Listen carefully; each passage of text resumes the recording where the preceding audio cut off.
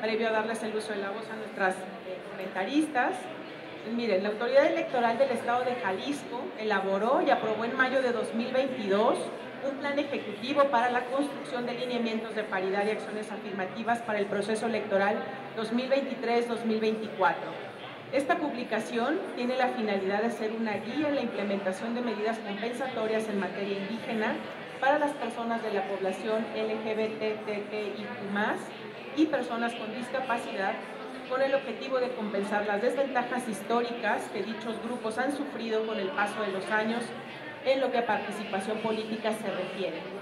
Garantizar los derechos político-electorales de las personas es un deber y una convicción del Instituto Electoral de Jalisco, llevando a cabo acciones para generar un piso parejo de mayor alcance electoral para que todas las personas del Estado de Jalisco puedan ejercer su derecho. En esta obra se llevaron a cabo trabajos colaborativos y desinteresados realizados por instituciones, personas académicas, colectivos, asociaciones civiles y ciudadanía en general.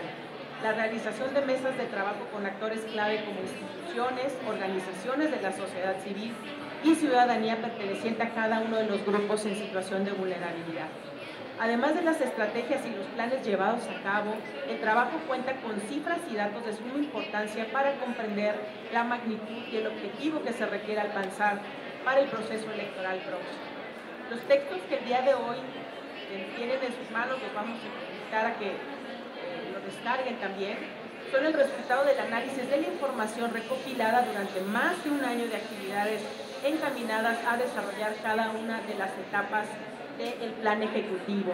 Y bueno, ya con este antecedente quiero presentarles a quienes nos acompañarán en esta mesa el día de hoy, que les platico que en esta mesa habrá 2 rondas, la primera de hasta 10 minutos, seguida de una conclusión de 5 minutos, y generaremos un espacio para que ustedes puedan hacer preguntas o incluso complementar algunas cuestiones que ustedes consideren relevantes. Y bueno, ya explicada la mecánica, quisiera presentar a nuestra primera ponente, que es pues, amiga del instituto, colaboradora desde hace muchos años, Sandra Nadezhda, discúlpame, Martínez Díaz Covarrubias.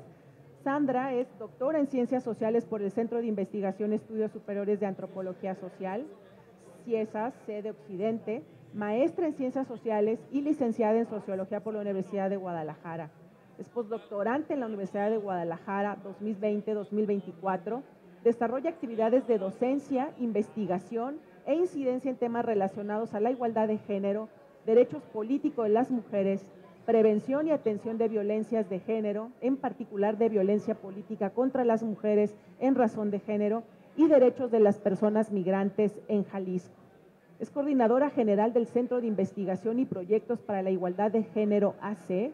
Ha desarrollado protocolos, talleres y capacitaciones en instituciones gubernamentales, asociaciones civiles y espacios académicos en tema de violencia política en razón de género, migración y movilidad humana y perspectiva de género.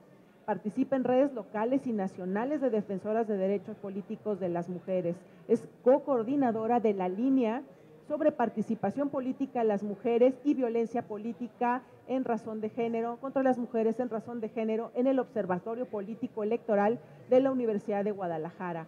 Es además integrante del Observatorio de la Participación Política de las Mujeres en Jalisco. Ha realizado investigación e incidencia en el tema de migración y movilidad humana desde la perspectiva de género y derechos humanos, especialmente sobre la migración de retorno y la deportación en Jalisco desde hace más de 13 años. Qué gusto tenerte esta tarde, Sandra. Por favor, el micrófono es tuyo. Muchas gracias, Brenda. Un gusto, Frida, de nuevo coincidir y muchísimas gracias al Instituto Electoral y de Participación Ciudadana del Estado de Jalisco. Siempre es un gusto estar con ustedes. Por supuesto, a la presidenta Paula Ramírez, que también siempre estamos en constante diálogo y constante intercambio, así que muchísimas gracias. Qué bueno verles. Yo quisiera comenzar, ¿no? También para quizás tener más diálogo y más discusión. Creo que el texto llega en un momento excelente para precisamente intercambiar las distintas opiniones que a partir de la última resolución del INE sobre paridad y sobre acciones afirmativas se han generado en muchísimos espacios, no solo académicos, sino los partidos, ¿no? Obviamente con las autoridades electorales. Y quisiera empezar diciendo, qué bueno hablar de acciones afirmativas, porque en estas últimas semanas ha habido una cantidad de información y de confusión respecto a lo que son las acciones afirmativas y cómo se aplican en los procesos electorales, que creo que es sumamente pertinente hablar de ello. Y porque penosamente, ¿no?, muchas de las opiniones que se han vertido a partir de los lineamientos de paridad que publicó el INE para las gubernaturas del próximo proceso electoral han generado un sinfín de, pues, hasta de violencia, ¿no?, simbólica, de verbal, y en muchos sentidos se ha tergiversado lo que estas medidas afirmativas y el objetivo que tienen persiguen. Entonces, creo que este libro es una muestra de cómo estas medidas sí, efectivamente comenzaron con la lucha de las mujeres, es decir, la lucha feminista, la lucha de las mujeres lograron el reconocimiento de la necesidad de medidas afirmativas en nuestro sistema político, pero precisamente creo muy importante que todos los capítulos, todos los textos recuperan y reconocen el aporte que fue que las mujeres lográramos esa conquista de derechos políticos y cómo ha ido en cascada entonces esa garantía de derechos políticos hacia otras poblaciones históricamente excluidas, como las personas con discapacidad, como las poblaciones y pueblos indígenas, como la diversidad sexual. Creo que es algo que rescato mucho del texto, cómo se hace un reconocimiento a esta lucha y que entonces no estamos hablando solo de una lucha de mujeres en este momento, sino que fue el parteaguas para que otras poblaciones ahora puedan también tener una representación mucho mayor en los espacios de toma de decisiones. Entonces, quisiera llamar la atención sobre ello, porque todos los textos lo mencionan y me parece muy importante. Otra cosa que veo como un hilo conductor también en los textos es este desafío que yo creo que todavía tenemos sobre todo las instituciones electorales, en el tema de la autoidentificación, ¿no? Y cómo aseguramos que las personas que realmente pertenecen a los grupos históricamente excluidos estén. En este momento, ¿no?, los tribunales y demás han, digamos, sostenido el argumento de la autoidentificación como, digamos, el criterio prevaleciente, pero nos hemos encontrado con que pues la autoidentificación en muchos casos ha sido utilizada de manera muy perversa y totalmente contraria a lo que buscan las acciones afirmativas, en el caso de hombres que usaron la figura de personas trans o que se autoidentificaron como personas trans cuando no había ningún rastro empírico que nos dijera que eran personas trans, ¿no? O de comunidades indígenas, donde incluso las comunidades desconocen a las personas que dicen ser parte de ellas, ¿no? Entonces, creo que esa es otra de los hilos conductores del texto, en todos los casos, claro, el de mujeres quizás es el menos complicado de demostrar que somos o son mujeres, ¿no?, en algún sentido, pero el resto, ¿no?, personas con discapacidad, obviamente la comunidad diversa. Hay todavía un desafío importante en cómo eso, ¿no?, aseguramos que haya una representación realmente sustantiva y real, por decirlo de alguna manera, ¿no?, en estas poblaciones. Y finalmente, y bueno, yo realmente no quisiera hablar mucho de lo que yo escribí, más bien les invito a que lo lean, pero me parece muy importante que desde la mirada de sociedad civil, ¿no?, el acompañamiento que nosotras hemos dado tanto a mujeres en casos de violencia política contra las mujeres en razón de género, pero también como aliadas y como participantes de los procesos institucionales.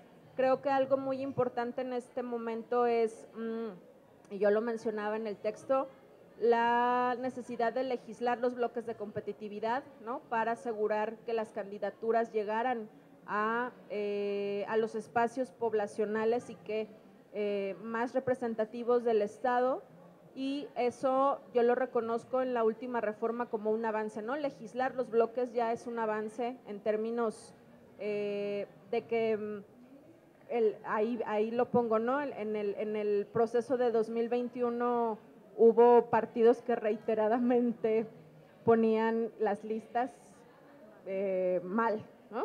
Entonces, esto nos va a permitir, obviamente, tener un sustento mucho más sólido de cómo deben integrar la lista los partidos, y esto sin duda ha sido un avance, aun cuando todavía no logremos, ¿no?, asegurar que sí sean los municipios que nos importan o que las mujeres reiteradamente han puesto sobre la mesa, Guadalajara, Zapopan, cómo aseguramos que sí lleguen más candidatas mujeres, ¿no? Nos aseguramos que las listas estén integradas de manera más paritaria y por el bloque poblacional, pero aún tenemos ahí, creo, un área de oportunidad respecto a estos dos grandes municipios y la importancia que tienen, y cómo, ¿no?, todavía seguimos, digamos, buscando que eso suceda en un corto plazo.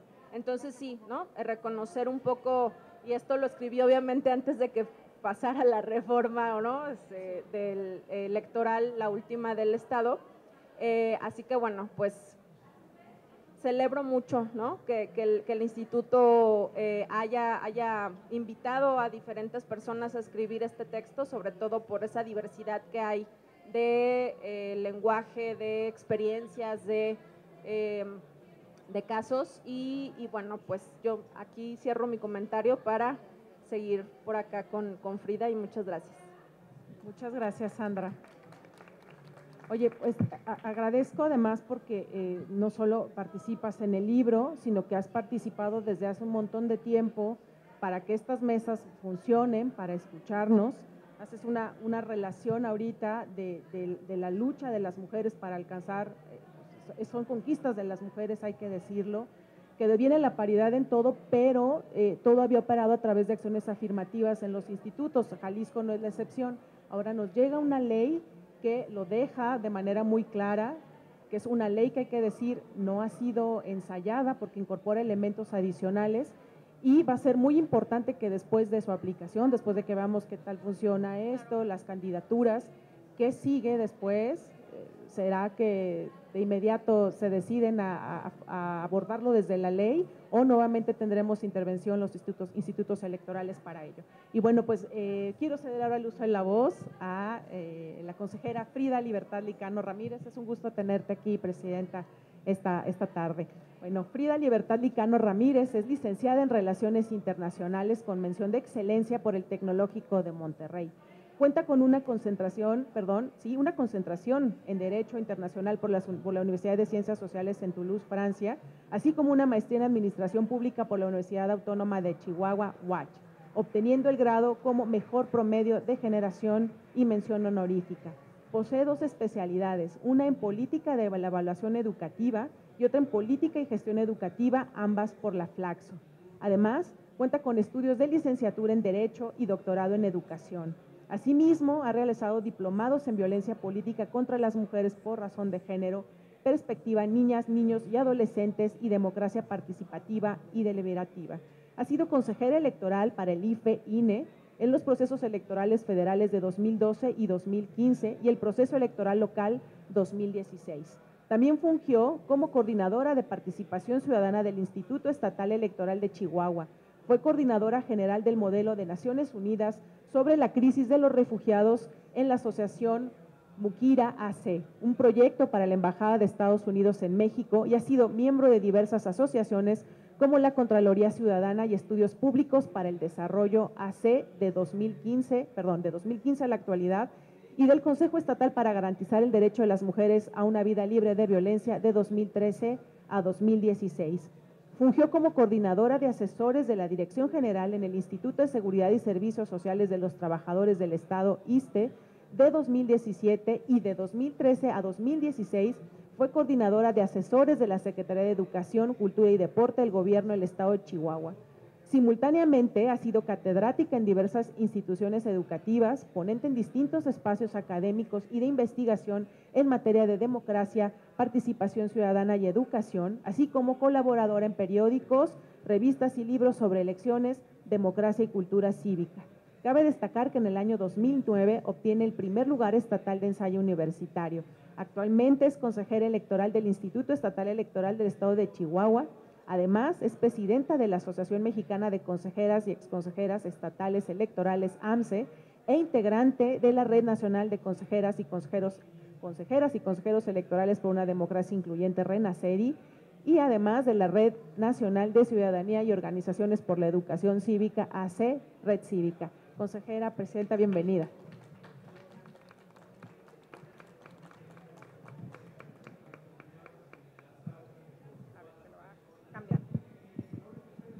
Muchas gracias, estimada Brenda. Pues es un gusto enorme para mí estar en este espacio, que bueno, pues no necesito hablar del espacio, porque creo que todas las personas que estamos aquí estamos contentas por encontrarnos en la FIL, pero le debo el estar presente a la presidenta del Instituto Electoral y de Participación Ciudadana de Jalisco por la invitación. Gracias, presidenta, por la amable invitación que me hicieras ya hace tiempo. Obviamente a la consejera Brenda, que es amiga, que es asociada de AMCE, que bueno, me da mucho gusto, Brenda, compartir este espacio contigo. Y bueno, pues Sandra, ya tenemos, es nuestra segunda participación en mesa, entonces bueno, pues siempre es un gusto compartir contigo y coincidir. También me gustaría saludar a las consejerías de Jalisco, a Soad, a Claudia, a Silvia, a Moisés, a Miguel. ¿Quién se me está pasando? Creo que ya son todos, pero les mando desde aquí un abrazo. Y bueno, antes de entrar así como en la materia, cuando yo presento algún material, alguna producción literaria, alguna producción electoral que sale de las filas de los institutos electorales, me gusta puntualizar la importancia que tiene que como instituciones en el ámbito electoral y democrático estemos dejando constancia de lo que se hace. ¿Y por qué digo que es importante ponerlo en una obra de esta naturaleza? El sociólogo francés Durkheim dice que hay hechos históricos o hechos sociales que marcan la historia y que van definiendo el rumbo de las comunidades, de los países.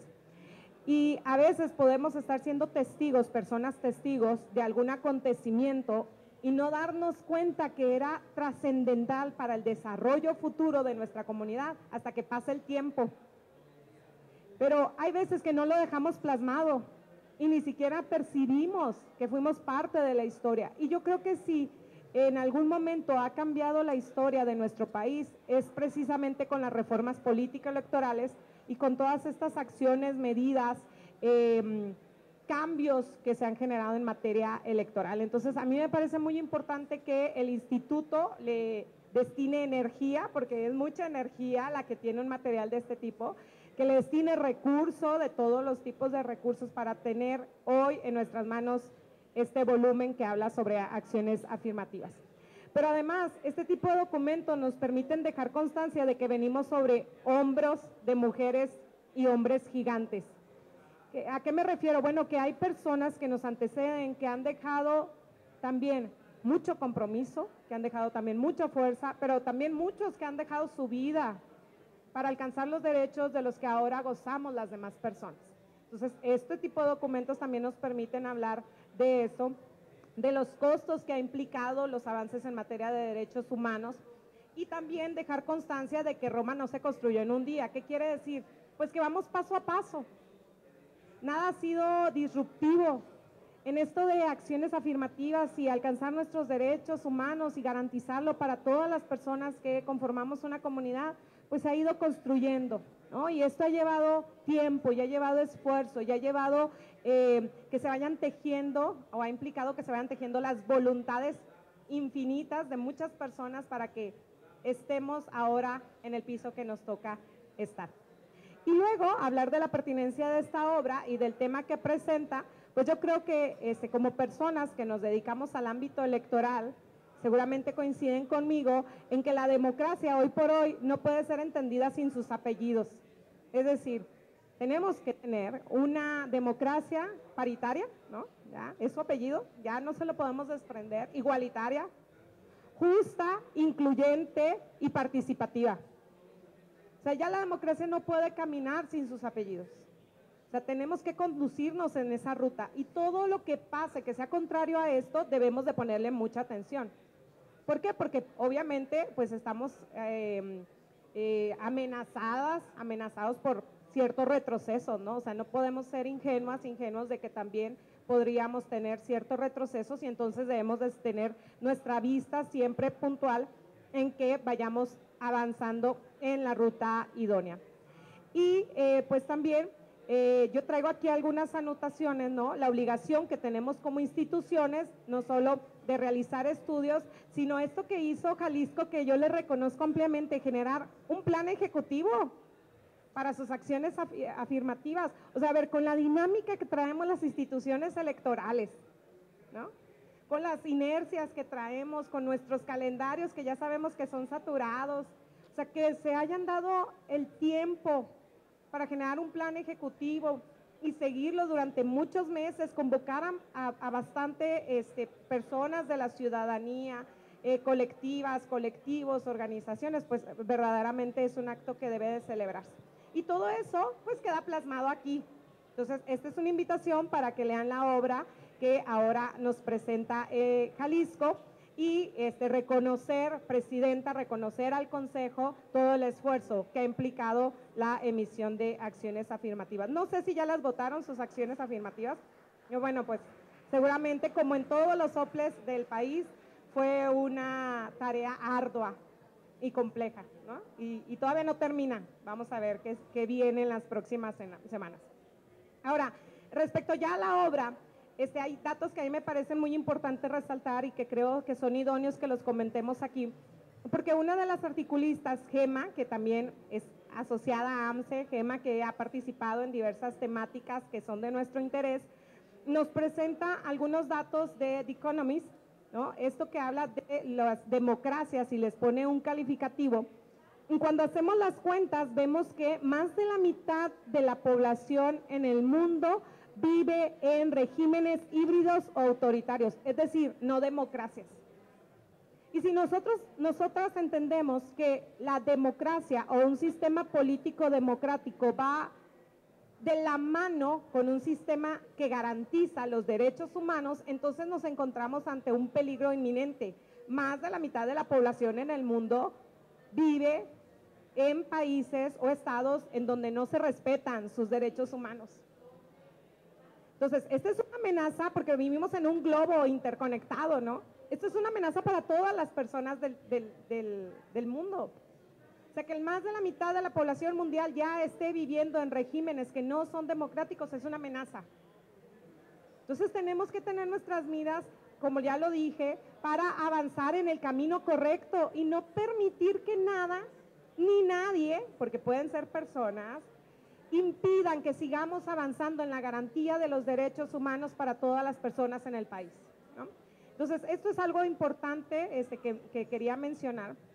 Y también creo que si algo nos dejó la pandemia como aprendizaje, primero, que podemos retroceder, y segundo, que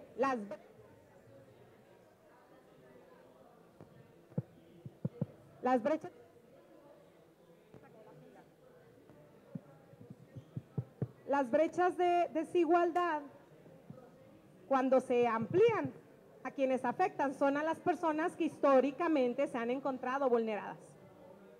Entonces, cualquier elemento, cualquier externalidad, como dicen los economistas, ¿no? Entonces, sí, bueno, aquellos elementos que no podemos controlar como una pandemia, cuando llegan a nuestra realidad, a quienes más afectan, pues obviamente es a las personas más vulnerables. Y entonces el Estado, pues que se aplica a atender hola, pone, no, ya está ahí nuevamente.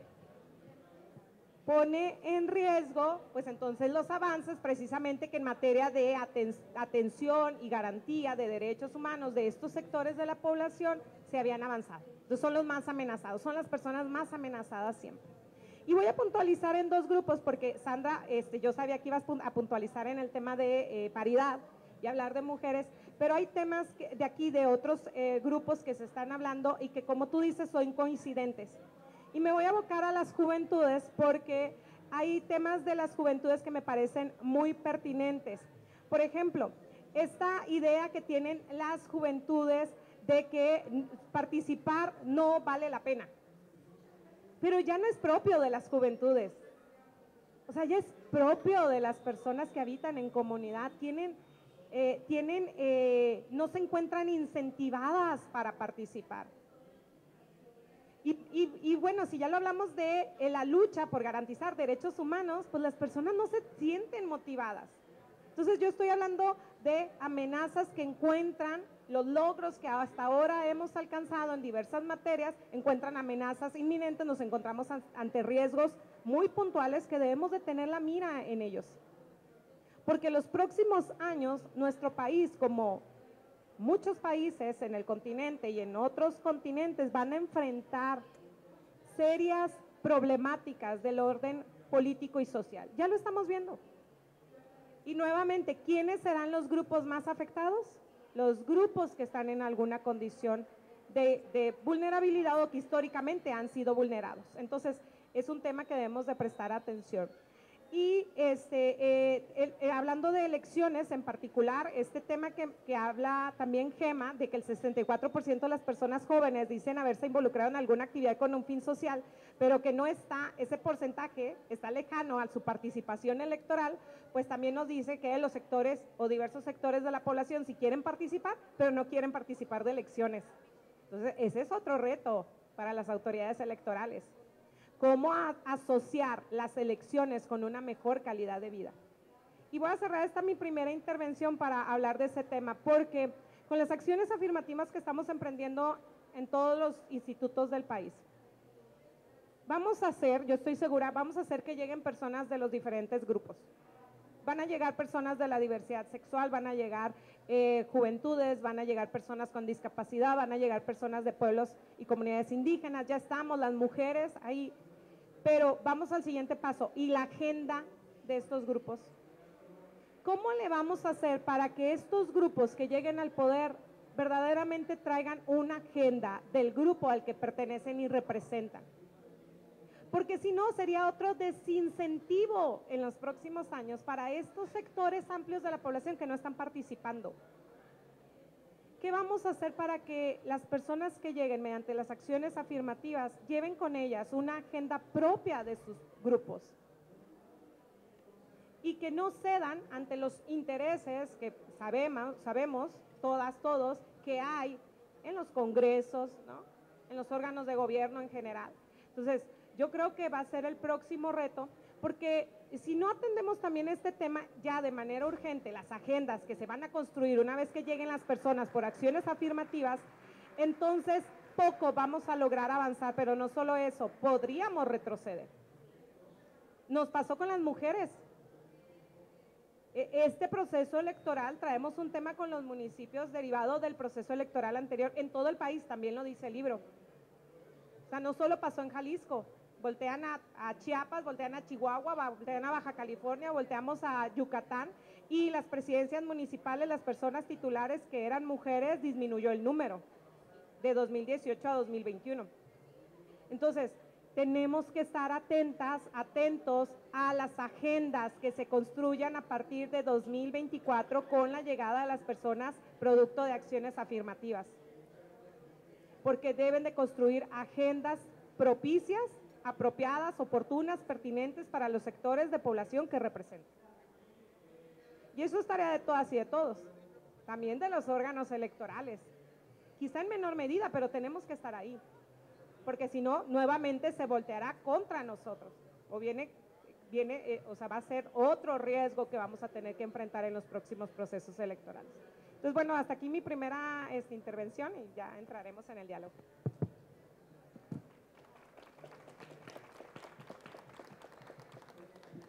Voy a utilizar ahorita te lo doy, Sandra.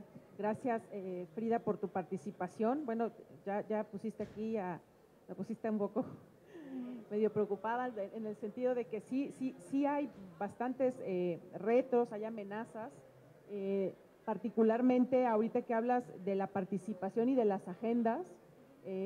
Digamos, en el sistema democrático gana quien tiene una mayoría, no tiene que ser, ni siquiera tiene que rebasar una mitad, es decir, no habla de 50 más 1, sino el que tiene más votos gana. Y luego dices que llegan las personas, llegan las mujeres, llegan otros grupos en situación de vulnerabilidad, y tal vez, no sé si antes de que hubiera más mujeres en los congresos parecía que las agendas no avanzaban porque los números no les daban. Tal vez valga la pena hacer un estudio si ahora que hay más mujeres o más personas con representatividad en el Congreso, hay una situación que impide que estas agendas realmente prosperen. Bueno, eso lo anoto y lo dejo tal vez para una segunda intervención, si puedes ayudarnos. Y quisiera avanzar, no sé cómo, nos vamos más o menos en el tiempo, alcanzamos a la segunda ronda que habíamos dicho, para un cierre, Sandra. Tenemos hasta 5 minutos, ojalá nos quede un tiempo para que podamos escuchar a los demás. Híjole, sí, pues un poco aunado lo que dice la consejera Frida, de nuevo, ¿no? Creo que hay que seguir manteniendo la conversación respecto a la paridad y que no es una caridad de género como últimamente se habló, ¿no? Porque creo que precisamente esa es la idea que quieren diseminar para decir, no tiene sentido, ¿no? Que las mujeres llegan y no hacen nada, llegan y no hay agenda, ¿no? Están ahí ahora sí solo por una medida que no toma en cuenta capacidades ni habilidades. Perdón, las mujeres más capacitadas ¿no? Con competencias tampoco llegan cuando, ¿no? Entonces estos mecanismos, de nuevo, no es como mantener la conversación de por qué estos mecanismos no son un regalo, no son una dádiva, no son una concesión, y que además y de hecho el texto de diversidad sexual lo recupera muy bien, que históricamente en las democracias occidentales han tenido que usarse medidas afirmativas, o sea, no es algo que nos estemos inventando ahora, ¿no? En Europa, Francia, Inglaterra, Estados Unidos, ha tenido periodos de acciones afirmativas, entonces realmente no es algo ni nuevo ni que nos sacamos de la manga las mujeres en México o en Latinoamérica, ¿no? Entonces sí creo que es muy importante mantener esa tensión también en seguir insistiendo en que esto no es una concesión. Por otro lado, a nivel local, y justo el miércoles participé en un conversatorio de la Defensoría Pública Electoral y hablaban de los casos muy específicos de desplazamiento interno forzado y cómo se han asegurado los derechos políticos de personas en desplazamiento interno, por ejemplo, de Chiapas o de Oaxaca. Yo sé que ¿no? Todavía en Jalisco no estamos en esa discusión de cómo vamos a asegurar los derechos políticos de personas desplazadas, pero obviamente tenemos personas desplazadas en el Estado. Creo que ese es algo que uno de los, ¿no? de los pendientes, o quizás algo que tendríamos que retomar después de la experiencia del proceso, o incluso quizás hasta se presente algún caso, ¿no? Y hablando, porque dejé un poco fuera el tema de las personas residentes en el exterior, que también hay un texto, pero otro tipo de migración o de movilidad humana que también está, ¿no? ahí en el foco, y con esos casos que presentó la Defensoría me parece muy pertinente también, ¿no? hablar de ello. Y por último, sí sí creo también, como dice Frida, que hay que hacer un ejercicio desde las instituciones, sociedad civil, academia, por supuesto, de memoria histórica. Hablaba yo con una compañera hace un momento en donde para las niñas, para las jóvenes, para las adolescentes, ahora va a ser es muy natural ver a dos candidatas o más a la presidencia de la República y decirles, esta es la primera vez que eso pasa en México. Y entonces hacer un ejercicio de eso, ¿no? De conectar con esa memoria histórica y entonces hacer una conciencia de lo que ha costado, ¿no? Que esto no es, no es algo que pase comúnmente, es la primera vez que va a pasar, ¿sí? Entonces, como esa, y digo, hablo de mujeres, pero también en este sentido de otras poblaciones, ¿no? Quizás es la primera vez que haya una diputada afromexicana o un diputado afromexicano o una ¿no?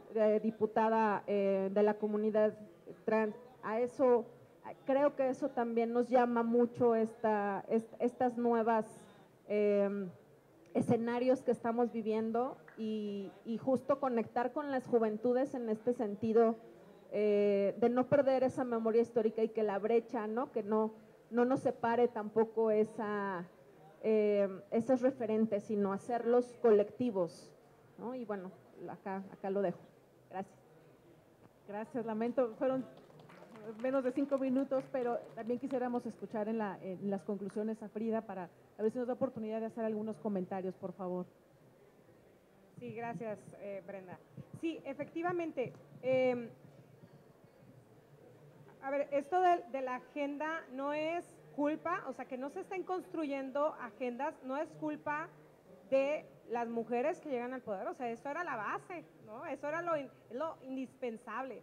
Pero tampoco va a ser la culpa de las personas de pueblos y comunidades indígenas que lleguen, ni va a ser la culpa de las juventudes que logren llegar. ¿Por qué? Porque se van a enfrentar a estructuras misóginas las mujeres, ¿no? Patriarcales, diseñadas bajo un esquema desigual. Y vamos a querer tratar igual a los desiguales, aquellos que traen ciertos elementos que necesitan fortalecer y que les llevará una ruta, una curva de aprendizaje que va a costarles mucho. Entonces, el construir las agendas, yo lo que quiero decir es que va a ser un tema social. O sea, esto de construir temas de mujeres, o una agenda de mujeres, va a ser un tema de construcción social o de construcción social, pero también en el caso de población de la diversidad, de juventudes, de pueblos y comunidades indígenas. ¿Por qué? Porque van a tener todo en contra. Todo en contra.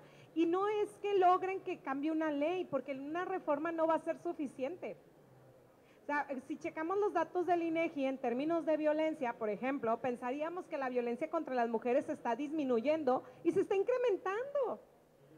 Entonces, el cambio en nuestra sociedad, los cambios que necesitamos en nuestra sociedad, no radican solamente en reformas, ¿no?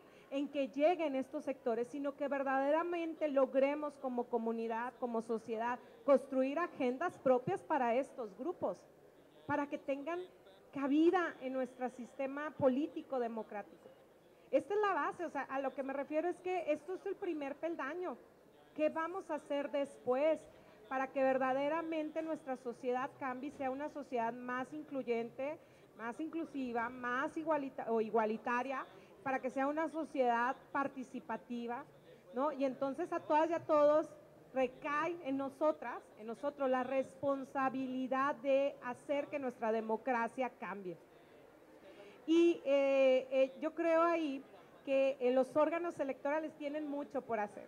Alguien decía recientemente que estamos sobrecargados los organismos electorales. Pues eso no es novedad, siempre lo hemos estado, pero además pareciera que los órganos electorales, sobre ellos está recayendo todas las responsabilidades del Estado mexicano, todas, ¿no? Todas las responsabilidades del Estado mexicano recaen sobre las instituciones electorales, pero es la base.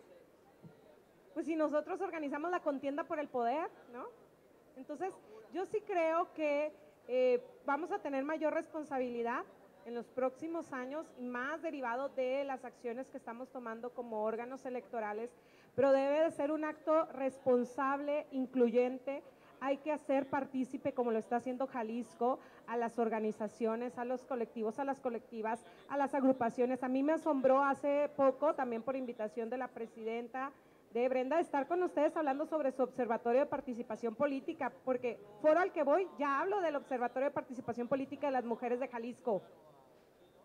¿Por qué? Porque está incluyendo, porque es un observatorio en donde participan con diversos enfoques, visiones, diversas agrupaciones, ¿no? Entonces, eso nos enriquece y yo creo que a eso estamos llamadas y llamados, a incluir. Y las acciones afirmativas son eso, la generación de políticas por parte del Estado mexicano para garantizar que los diversos sectores de la población estén donde deben de estar, haciendo que ejerciendo el poder para cambiar la realidad de nuestro país, ¿no? Y que verdaderamente todas las personas en nuestro país tengan todos los derechos. Entonces, estamos ante un reto de grandes magnitudes, pero ya tenemos que estar viendo lo que viene en los próximos años. ¿Por qué? Porque hay mucha resistencia, como lo está señalando Sandra, mucha resistencia. Para darles un ejemplo pequeño, ayer estábamos discutiendo en Chihuahua, ayer o antier, ya estoy un poquito perdida en el tiempo, con representaciones de partidos políticos, unos lineamientos para el registro de sus representaciones en las diversas asambleas del Estado, ¿no? Vamos a tener 67 asambleas municipales y por ahí en los lineamientos colocamos la sugerencia, recomendación, de que las representaciones de sus partidos, aquellas que van a estar nombrando a lo largo del proceso y que a veces suben, bajan y las cambian cada vez que necesitan cambiarles, sea paritaria. ¿Y qué creen que dijeron? Quítenlo. Y oye, es una recomendación. Quítenlo.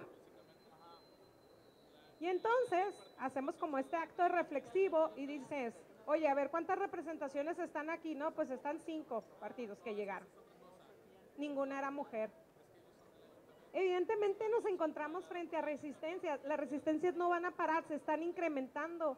Por eso tenemos más casos de BPG, por eso hay más violencia en el país. Porque las resistencias a que todas las personas tengamos todos los derechos se están incrementando en el país y en el mundo. O sea, solo echemos una mirada a lo que está pasando en América Latina. Entonces, sí tenemos que estar atentos hacia o en qué ruta estamos caminando y mantenernos en esa ruta. En una ruta progresista, en una ruta incluyente, en una ruta participativa, en una ruta de diálogo, ¿no? De escucha activa y de llegar a acuerdos. Entonces yo creo que esas son las acciones afirmativas. Felicito mucho a Jalisco por el trabajo que han venido realizando en este año, a las personas, activistas, personas que le dedican su tiempo, sus recursos, de todos los tipos de recursos para hacer de nuestros estados, de nuestras comunidades, de nuestros estados, de nuestro país, un lugar mejor para vivir. Entonces, pues muchas felicidades.